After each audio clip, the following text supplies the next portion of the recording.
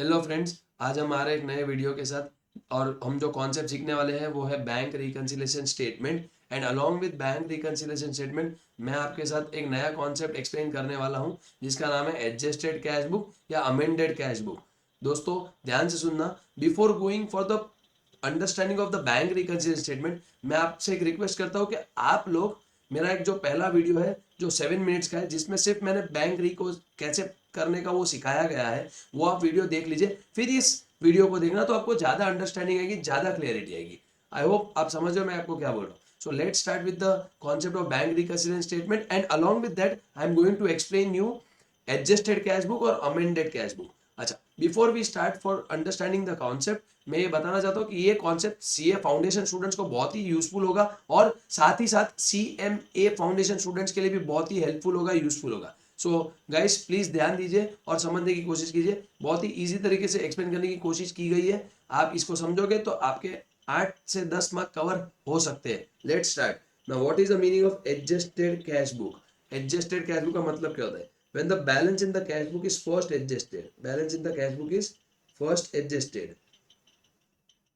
for certain adjustments before taking it to the bank reconciliation statement, then it is known as adjusted cash book balance. इसका मतलब क्या है कि जब आप कैश बुक बनाते हो उसमें कुछ एडजस्टमेंट्स करते हो और फिर कैश बुक का बैलेंस लेके जाते हो बैंक रिकंसिलिएशन स्टेटमेंट में, तो उस बैलेंस को बोलते हैं adjusted cash book.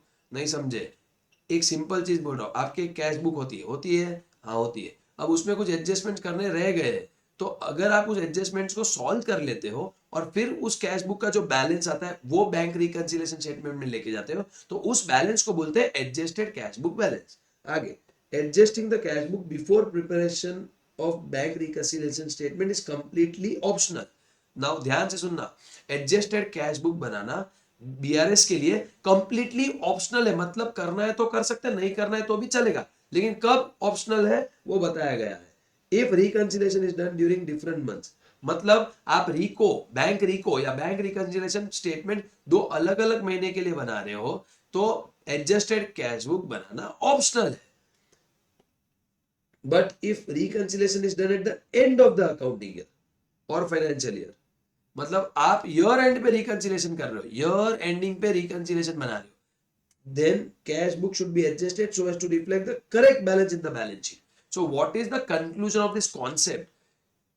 What is adjusted cash book? First of all, when we do certain adjustments या कुछ एडजस्टमेंट्स करने रह गए, तो अगर वो एडजस्टमेंट हम कर लेते और फिर जो कैश बुक का बैलेंस आता है वो हम बीआरएस बैंक रिकंसिलिएशन स्टेटमेंट में लेके जाते हैं, तो उस बैलेंस को बोलते हैं adjusted cash book balance. Now preparation of adjusted cash book is completely optional if you are doing reconciliation between two different months. मतलब कैश बुक अप्रैल मंथ की है और पासबुक मई मंथ की है, तो एडजस्टेड कैश बुक बनाना completely optional है।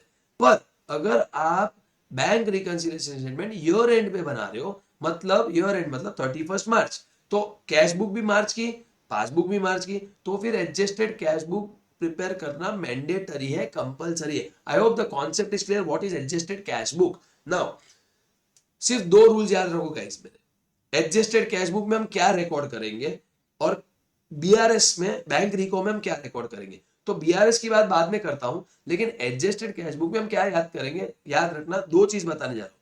पहला, क्या हमारी गलती है, हमारी मतलब हम कौन है, कैश बुक, सामने वाला कौन है, पासबुक। ये मेरे फर्स्ट वीडियो में मैंने बहुत बार डिस्कस किया है। हम कौन है, कैश बुक, सामने वाला कौन है, passbook. So now listen to me very careful. हम लोग कौन है, कैश बुक। अब हमको दो ही चीज होगी तो एडजस्टेड कैश बुक में रिकॉर्ड करनी है। पहला रूल, क्या हमारी गलती है, अगर आंसर आता है हाँ तो एडजस्टेड कैश बुक में लिखेंगे। क्या हम लिखना भूल गए हैं, अगर आंसर आता है हाँ तो वो एडजस्टेड कैश बुक में रिकॉर्ड करेंगे। इन दोनों में से कुछ भी नहीं है तो वो बैंक रिकंसिलिएशन स्टेटमेंट में रिकॉर्ड किया जाएगा। आई hope it is very very clear. दो ही रूल याद रखने। पहला रूल, क्या हमारी गलती है, अगर आंसर आता है हाँ तो एडजस्टेड कैश बुक में लिखा जाएगा। क्या हम लिखना भूल गए हैं, अगर आंसर आता है हाँ तो इसको हम लिखेंगे एडजस्टेड कैश बुक में। अगर इन दोनों में से कोई भी कारण नहीं है तो उसको हम बैंक रिकंसिलिएशन स्टेटमेंट में जाके रिकॉर्ड करेंगे। अब वो कैसे करना है, क्या करना है, I am going to explain with a practical example.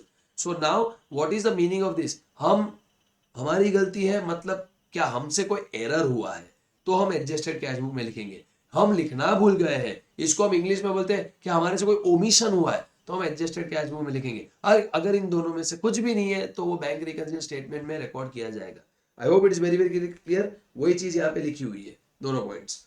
Now that's it. Now I go with the practical example. Now this is the question in front of you.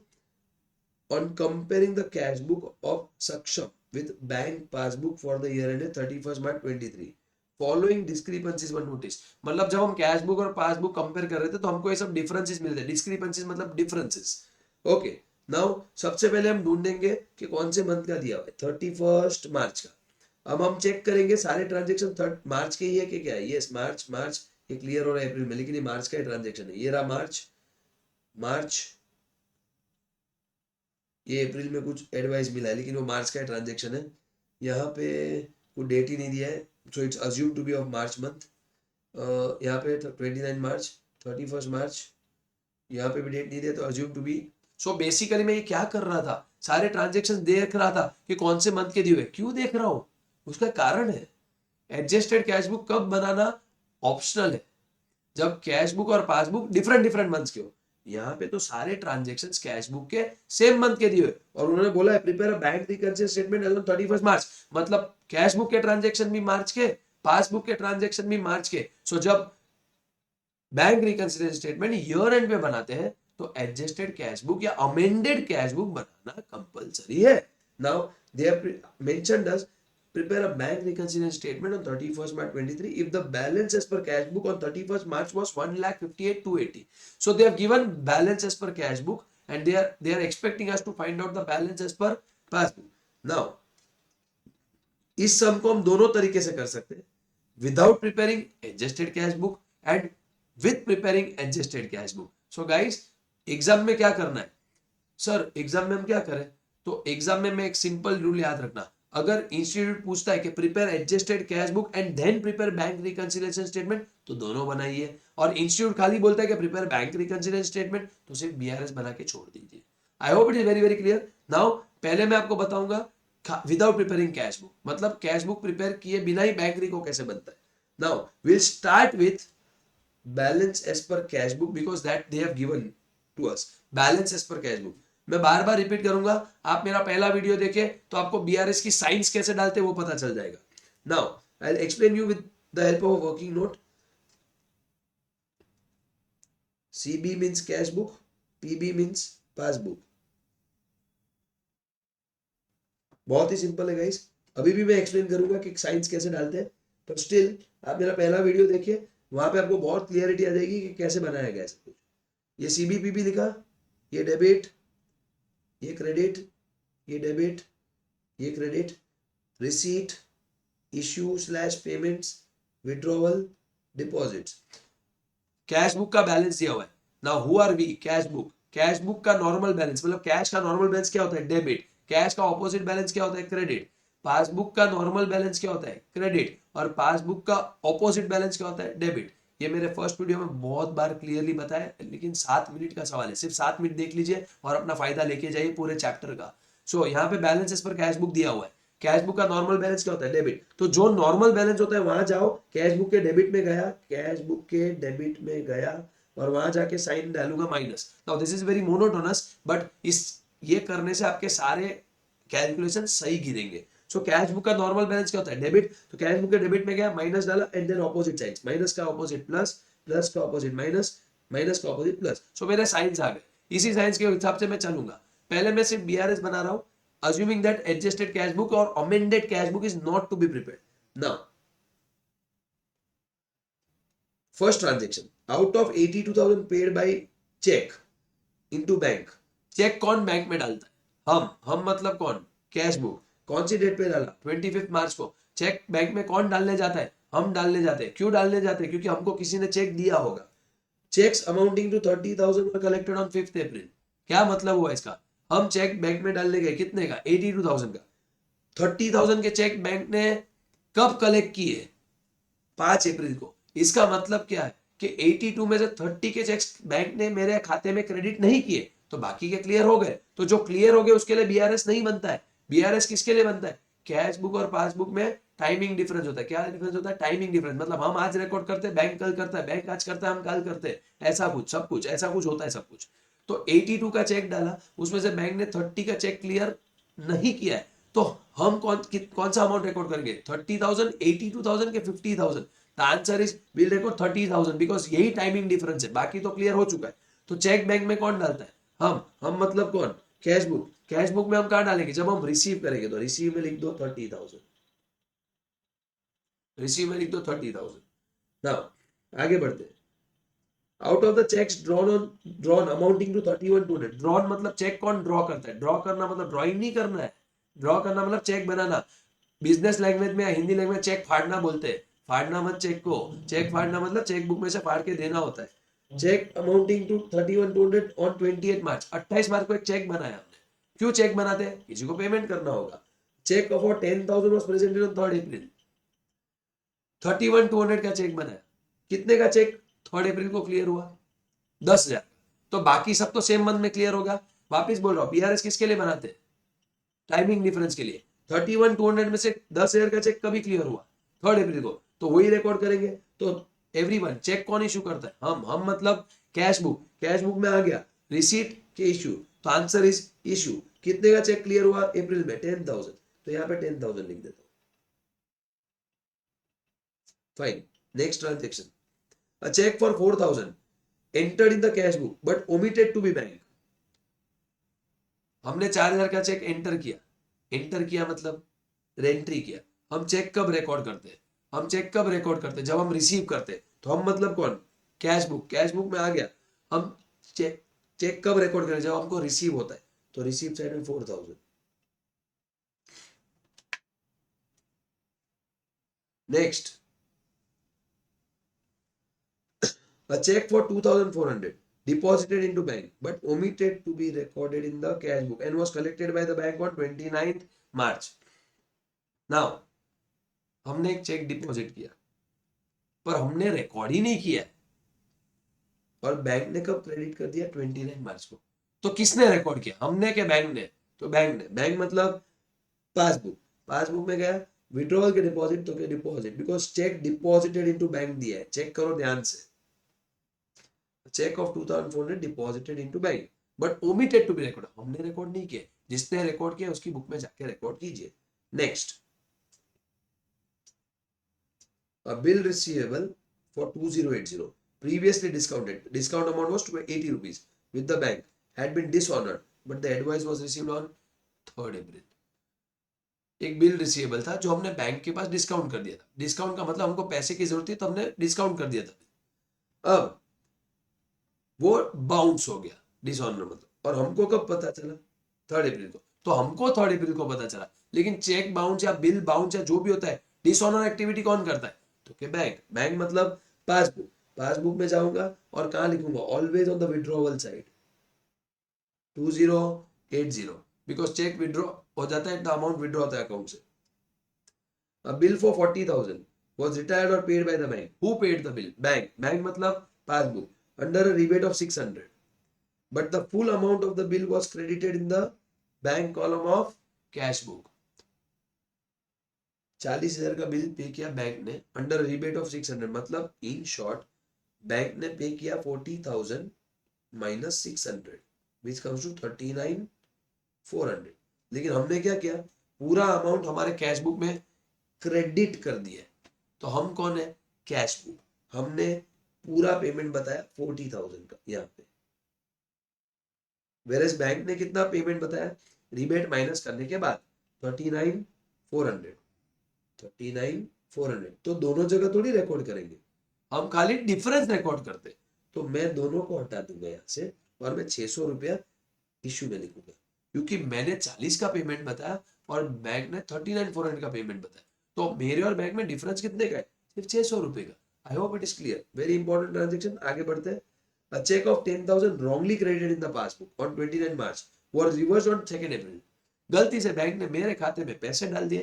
काश बैंक ऐसा करता हर बार तो मजे आ जाते हैं, लेकिन ऐसा होता नहीं है। बैंक ने मेरे खाते में 10,000 डाल दिए और वापस 2 अप्रैल को कान के नीचे झापट मार के रिवर्स भी कर लिया।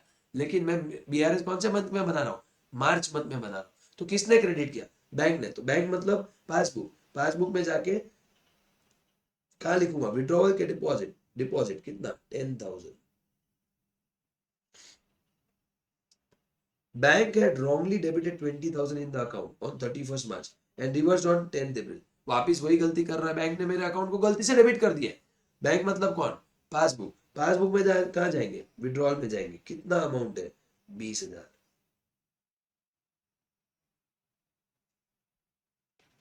Next, and the last transaction, a check of 800 drawn on saving account has been shown as drawn from current account। Very good।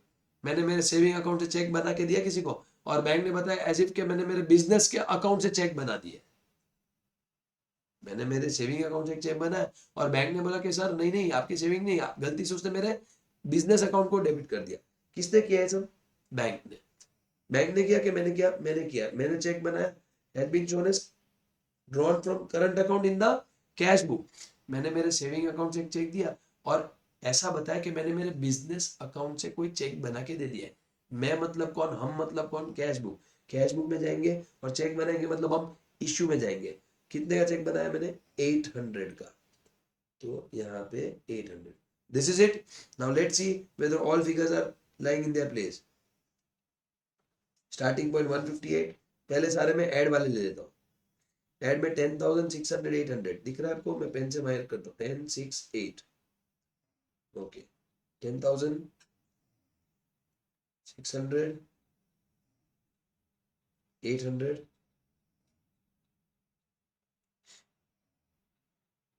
और ऐड में 2,400 और 10,000 है।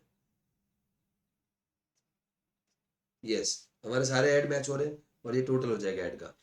लेस में कौन कौन है, 30,000, 4,000, 2080 and 20,000। Done। So all add lesses we have done. So we have prepared a bank reconciliation statement without preparing adjusted cash book or amended cash book. So we get the balance as per passbook. Now अब हम bank reconciliation statement बनाएंगे along with preparation of adjusted cash book और amended cash book। Guys शुरू करते हैं। सबसे पहले adjusted cash book का रूल। एडजस्टेड कैश बुक कब बनाते हैं, मैंने आपको बताया सर, दो ही कारण है, या मेरी गलती है या मैं लिखना भूल गया हूं, या मेरी गलती है या मैं लिखना भूल गया हूं। मेरी गलती है मतलब एरर, मेरे से कोई गलती हुई तो मैं एडजस्टेड कैश बुक में लिखूंगा, मैं लिखना भूल गया हूं तो भी मैं एडजस्टेड कैश बुक में लिखूंगा। इन दोनों में से कुछ भी नहीं है तो बीआरएस में जाएंगे। सेम क्वेश्चन को कंटिन्यू करते हैं।